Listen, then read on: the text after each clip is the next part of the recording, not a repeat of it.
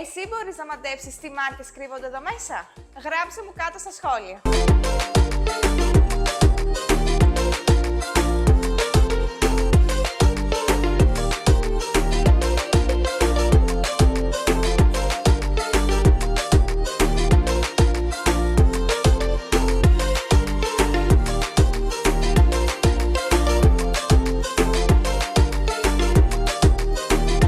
Εσύ ποιο θα ήθελες να δοκιμάσεις?